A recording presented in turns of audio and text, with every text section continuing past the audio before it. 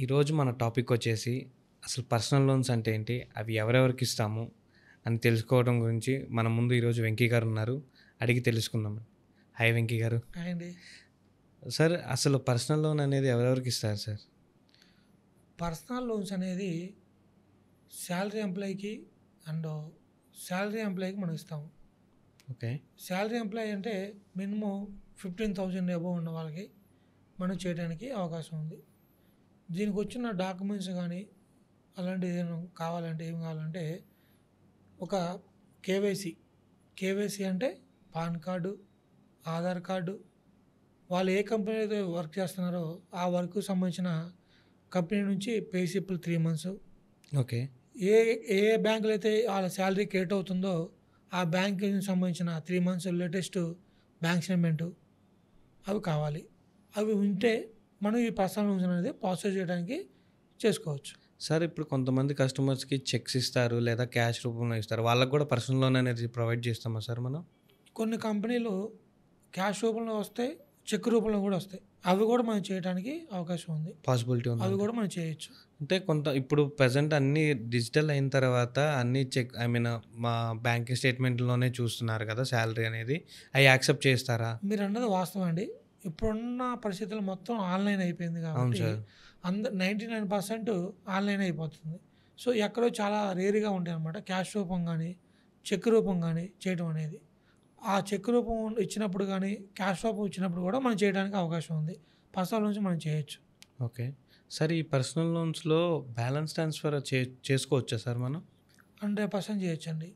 Balance transfer అంటే ఇప్పుడు for example ఒక కస్టమరు ప్రీవియస్ ఒక వేరే బ్యాంకుల దగ్గర లోన్లు తీసుకున్నారు.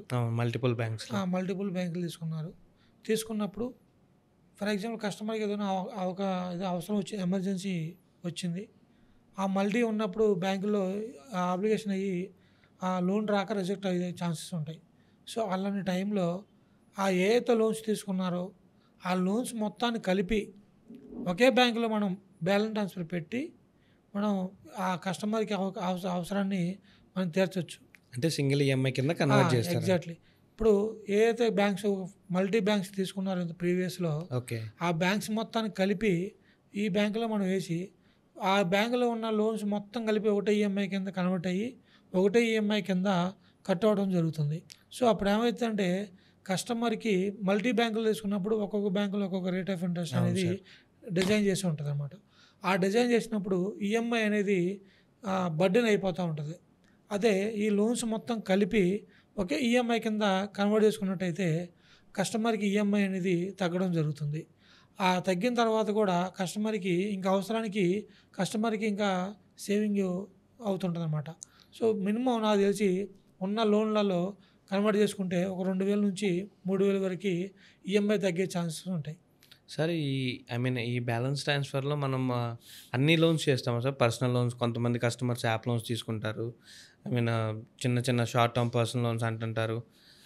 అవి కూడా చేయొచ్చా సార్ మనం ఈ బ్యాలెన్స్ ట్రాన్స్ఫర్‌లో? దగ్గరగా మీరు అన్నది కరెక్ట్ అండి. దగ్గరగా ఇప్పుడు మనం అన్ని బ్యాంక్స్ని బీడీ చేయొచ్చు. యాప్ లోన్స్ అంటే మనీవు కానీ, క్రెడిట్ బ్యాంక్ కానీ, నావీ అని ఇట్లా సంథింగ్ చాలా యాప్ లోన్స్ ఉన్నాయి. అవి కానీ క్రెడిట్ కార్డులు కూడా చాలామంది వాడుతుంటారు. అవును సార్. ఒక 2 lakhs అని, 1 lakh అని, 10 lakhs అని, 8 lakhs అని అట్లా చాలామంది వాడుతుంటారు.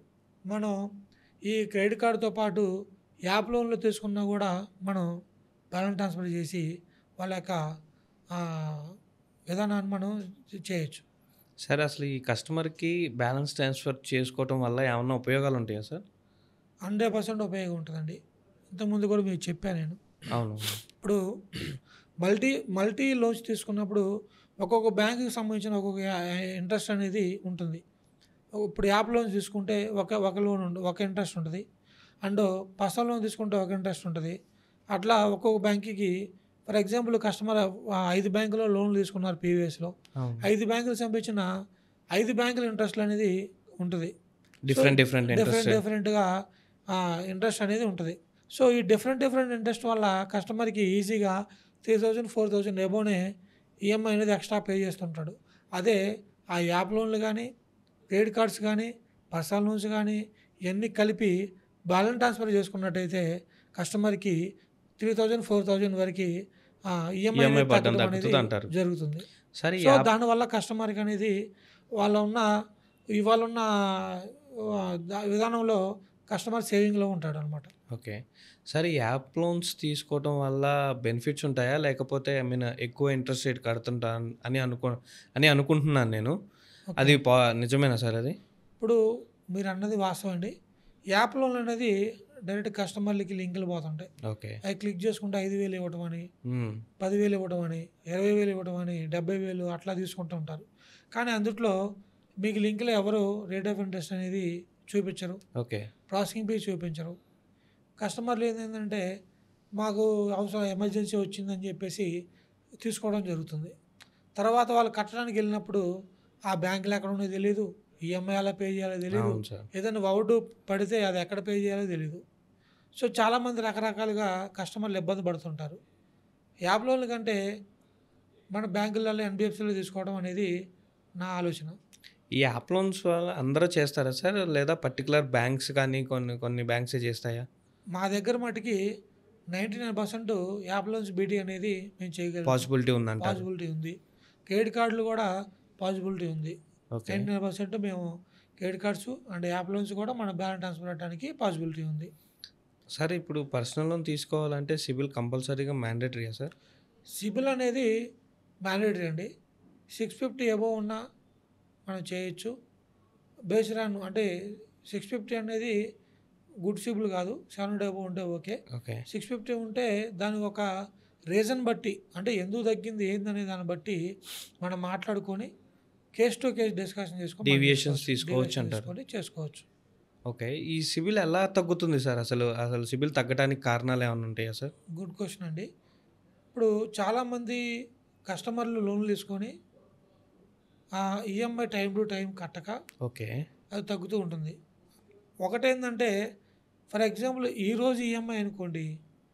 ఈరోజు అకౌంట్లో మనీ అనేది క్రెడిట్ చేసుకుంటే ఈఎంఐ అనేది కట్ అవ్వదు. ఫర్ ఎగ్జాంపుల్ ఈరోజు ఈఎంఐ కట్ అయ్యే సిచ్యువేషన్స్ ఉంటే ఎక్స్ట్రాడేనే మనం ఈఎంఐ అకౌంట్కి ఫండ్స్ అనేది వేసుకుంటే ఆటోమేటిక్గా ఈఎంఐ అనేది కట్ అయ్యిద్ది. సో, దానివల్ల అనేది ఎటువంటి బౌన్స్లు లేట్ పేమెంట్స్ అనేది అవ్వకుండా ఉంటుంది. సో, అదొక్కటి మనం చూసుకుంటే సరిపోద్దండి. ఓకే.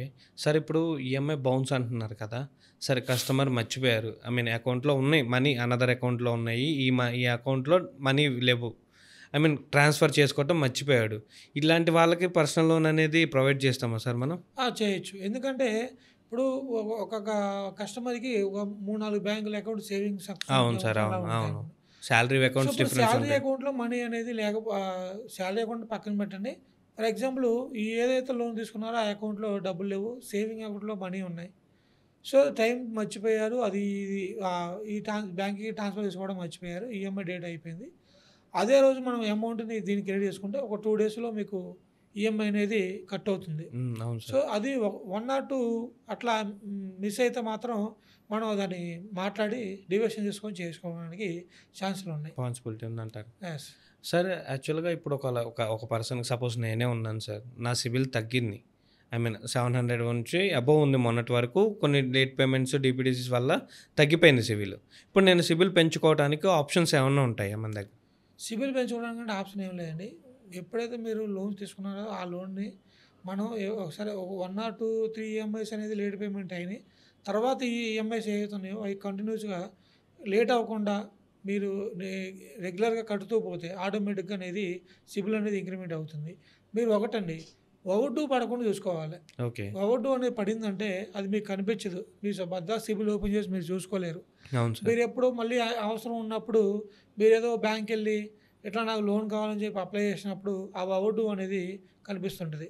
దానివల్ల మీకు ఏమైద్దంటే సిబిల్ అనేది తగ్గడం జరుగుతుంది. సో, ఓవర్ డ్యూ అనేది లేకుండా మీ ఈఎంఐని కంటిన్యూ చేసుకుంటూ పోతే మాత్రం 100% మీ సిబిల్ అనేది తగ్గదు. ఏం లేదండి సిబిల్ తగ్గకుండా మిగతా ఏదైతే ఈఎంఐస్ ఉన్నాయో అవి కంటిన్యూగా రెగ్యులర్‌గా కట్టుకుంటూ పోతే ఆటోమేటిక్‌గా మీ సిబిల్ అనేది ఇంక్రీజ్ అవుతూనే ఉంటది. సార్ ఇప్పుడు ఈ క్రెడిట్ కార్డ్స్ యూజ్ చేయడం వల్ల I mean credit card use చేసినప్పుడు సపోజ్ అలాగ 1,00,000 రూపీ లిమిట్ ఇచ్చారు సార్ కస్టమర్‌కి. మొత్తం 1,00,000 లిమిట్ యూజ్ చేశాడు. నెక్స్ట్ మంత్ ఆ 1,00,000 కట్టలేని సిచ్యువేషన్‌లో కస్టమర్ ఉన్నారు. అప్పుడు మనం ఏమన్నా అమౌంట్ కట్టుకోవడానికి ఛాన్స్ ఉంటదా? మినిమమ్ డ్యూ అట్లాంటిది? మినిమమ్ డ్యూ కదండి. మినిమమ్ డ్యూ కట్టుకుంటే మీకు సిబిల్ అనేది తగ్గిద్ది. దాన్ని ఏం చేయాలంటే ఏదో ఒక బ్యాంకులో లోన్ దాన్ని బీటీ బ్యాలెన్స్ ట్రాన్స్‌ఫర్ పెట్టేసి మీరు లోన్ చేసుకుంటే ఆటోమేటిక్‌గా మీకు వాళ్ళు ఫండ్స్ క్రియేట్ చేస్తారు. అది కేదని క్లోజ్ చేసుకోవాల్సిన ఛాన్సులు ఉంటాయి. కాకపోతే రొటేషన్ చేసుకోవటానికైనా పాసిబిలిటీ ఉంటుందా సార్? ఒక పర్సనల్ ఒక కస్టమరు పర్సనల్ లోన్‌కి ఇంట్రెస్ట్‌గా లేడు. రొటేషన్ చేసుకుంటే అప్పుడు కూడా సిబిల్ తగ్గుతుందా సార్? 100% తగ్గిద్దండి. ఓకే. ఇప్పుడేంటంటే ఆ రొటేషన్ అనేది ఎందుకంటే కార్డ్ రొటేషన్ చేసుకుంటా ఉంటారు. అవును సార్. ఇప్పుడు అది ఎక్కడ పెడుతున్నారు? ఎందుకు అట్లా యూజ్ చేస్తున్నారనేది భయం ఉంటదనమాట. సో, దాన్ని రొటేట్ చేయడం అనేది మంచిది కాదు. ఓకే. అది. థ్యాంక్ యూ అండి. పర్సనల్ లోన్ గురించి చాలా బాగా చెప్పారు. Thank you.